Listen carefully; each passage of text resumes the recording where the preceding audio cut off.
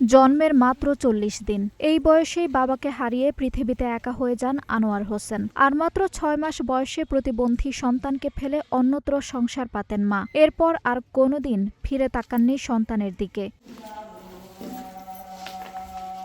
বাবা মায়ের স্নেহ ভালোবাসা ছাড়াই দাদা দাদির কাছে বড় হতে থাকেন আনোয়ার। কিন্তু নিয়তির নির্মম পরিহাস।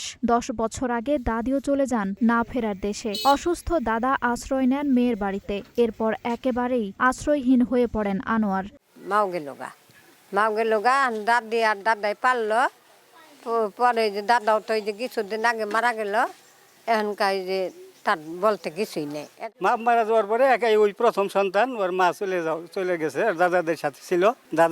দাদি আগেই মারা গেছে, দাদাই এই কয়েকদিন আগে মারা গেছে। একবারে নিঃসহায়, একবারে কেউ নাই বলতে চলে। ওর কোনো সয় সম্পত্তি, কোনো টাকা পয়সা কিচ্ছু নাই। টাঙ্গাইলের গোপালপুর উপজেলার রামপুর চুতিলা গ্রামের আব্দুর রহমানের ছেলে আনোয়ার হোসেন। আত্মীয় স্বজনের কাছে ঠাঁই না পেয়ে বর্তমানে নগদা শিমলা ইউনিয়ন স্বাস্থ্য ও পরিবার কল্যাণ কেন্দ্রের একটি পরিত্যক্ত ভবনেই বসবাস করছেন তিনি। ঝুঁকিপূর্ণ ভবনটির যে কোনো সময় ধসে পড়ার আশঙ্কা রয়েছে। নেই নিরাপদ থাকার ব্যবস্থা, নেই নিয়মিত খাবারের নিশ্চয়তাও। আমরা ছোট থেকে দেখি, আমাকে একই সমাজে বয়স, ছোট থেকে ও হাঁটাচলা করতে পারে না, এবং কি ওর ফ্যামিলির কেউ নাই। ও একাই মানে সবকিছু করে, ওর কাছের মানুষ এরকম কেউ কিছু নাই। অতি তাড়াতাড়ি ভেঙে যাবো গা। সরকার ঘোষণা করছে এটার মধ্যে কোনো লোক টোক থাকা যাবে না, আর কোনো থাকার জায়গা নাই।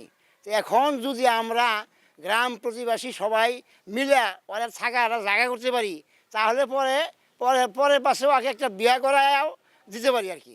অন্যের দেওয়া ৩ চাকার একটি ছোট গাড়ির সাহায্যে চলাফেরা করেন আনোয়ার। স্থানীয় কেউ খাবার দিলে তার পেটে খাবার জোটে, না দিলে অনেক সময় না খেয়ে কাটে দিন। প্রতিবন্ধী হয়েও ভিক্ষাবৃত্তিকে পেশা হিসেবে বেছে নেননি তিনি। সম্মানের সঙ্গে বেঁচে থাকতে চান একটি স্থায়ী কর্মসংস্থানের সুযোগ। এখন আত্মীয় স্বজন বলতে একরকম আর কেউই নেই।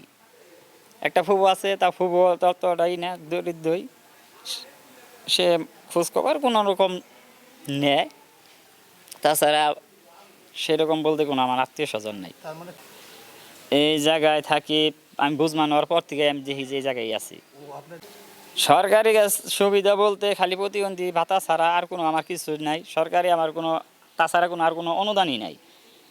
এখন সরকারের কাছে সরকার যদি কোনো একটা অনুদান দিয়ে যদি আমার থাকার মতন যদি একটা কোনো ব্যবস্থা করে দিতে পারে, তাহলে আমার জন্য একটু ভালো হতো। সম্প্রতি সামাজিক যোগাযোগ মাধ্যম ও বিভিন্ন গণমাধ্যমে আনোয়ারের দুরবস্থার খবর ছড়িয়ে পড়লে তার পাশে দাঁড়ান সিরাজগঞ্জের মানবিক মানুষ মামুন বিশ্বাস। তিনি আর্থিক সহায়তা দিয়ে ইউনিয়ন স্বাস্থ্য ও পরিবার কল্যাণ কেন্দ্রের সামনে আনোয়ারের জন্য একটি ছোট্ট কনফেকশনারির দোকান কিনে দেন। দোকানের জায়গাটিও মানবিকতার পরিচয় দিয়ে আনোয়ারকে দিয়েছেন জায়গার মালিক রফিকুল ইসলাম। তার আশা এই দোকানে হয়তো আনোয়ারের জীবনে নতুন করে বেঁচে থাকার অবলম্বন হবে। আনোয়ার একটি ইতিম সন্তান।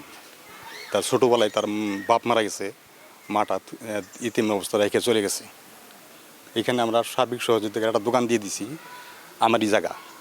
সরকার যদি একটু সার্বিক সহযোগিতা করা হয়, তাহলে জীবনটা আর একটু সচ্ছল হবে। আর এদিকে আনোয়ার প্রতিবন্ধী ভাতা পাচ্ছেন বলে জানিয়েছে উপজেলা সমাজসেবা কার্যালয়। সরকারি অন্যান্য সহযোগিতারও আশ্বাস দিয়েছেন কর্মকর্তারা। নগদা শিমলা ইউনিয়নের যে শারীরিক প্রতিবন্ধী আনোয়ার হোসেনের কথা বলছেন, সে আমাদের উপজেলা সমাজসেবা কার্যালয় থেকে প্রতিবন্ধী ভাতা আওতাভুক্ত এবং সামাজিক নিরাপত্তা কর্মসূচির আওতায় তাকে প্রতিবন্ধী শনাক্তকরণ জরিপ করে আমরা তাকে নিয়মিত প্রতিবন্ধী ভাতা প্রেরণ করতেছি। পরবর্তীতে যদি এরকম কোনো সুযোগ থাকে, তাহলে অবশ্যই আমরা আনোয়ারের পাশে দাঁড়াবো। বাবা মায়ের স্নেহ থেকে বঞ্চিত হয়ে জীবনের শুরু থেকেই সংগ্রাম করে আসছেন আনোয়ার। এখন অত্যন্ত নিরাপদ একটি আশ্রয় আর সম্মানের সঙ্গে বেঁচে থাকার জন্য স্থায়ী কর্মসংস্থানের ব্যবস্থা চান তিনি। অসহায় আনোয়ারের পাশে দাঁড়িয়ে তাকে নিরাপদ বাসস্থান ও স্থায়ী কর্মসংস্থানের সুযোগ করে দিতে সরকার এবং সমাজের বিত্তবানদের এগিয়ে আসার আহ্বান জানিয়েছেন স্থানীয়রা। আঞ্জুম হক আরবি, নাগরিক প্রতিদিন।